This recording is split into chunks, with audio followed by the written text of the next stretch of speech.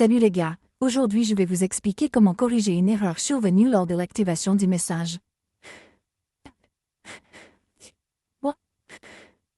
Si vous utilisez un iPhone ou un iPad et que vous rencontrez un problème, un message contextuel s'affiche indiquant qu'une erreur s'est produite lors de l'activation du message.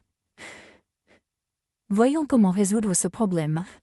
Pour résoudre le problème, vous devez effectuer une réinitialisation matérielle ou un redémarrage forcé de votre iPhone. Voyons comment procéder. Vous devez appuyer rapidement sur les touches d'augmentation du volume, puis de diminution du volume, puis maintenir enfoncé le bouton d'alimentation et attendre que l'écran de votre téléphone devienne complètement noir. Essayons ceci. Vous devez appuyer rapidement sur les touches d'augmentation du volume, puis de diminution du volume, puis maintenir enfoncé le bouton d'alimentation et attendre que l'écran de votre téléphone devienne complètement noir.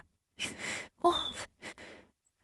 Une fois que l'écran est noir, il vous suffit d'attendre le logo Apple. Une fois que le logo Apple apparaît, vous devez relâcher un bouton et attendre que votre téléphone redémarre.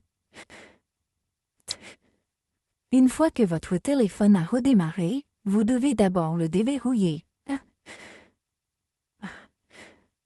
Puis ouvrir les paramètres et vérifier si votre problème a été résolu ou non. Allez donc dans les applications ici. Allez dans e-message ou message ici. Et vous trouverez ici l'option d'activer et de désactiver e-message. Il vous suffit de l'activer à partir d'ici. Et vous pouvez voir ici que mon problème a été complètement résolu. Il n'y a aucune erreur d'activation ici. Oh. Et une fois que vous l'avez fait, cela ne fonctionne pas pour vous.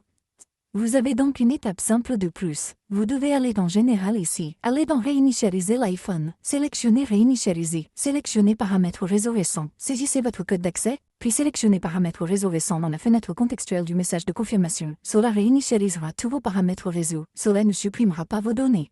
Vous pouvez donc facilement essayer cela et après cela, cela réinitialisera vos paramètres réseau, y compris votre Wi-Fi, votre point d'accès cellulaire, votre Bluetooth et tous vos paramètres réseau.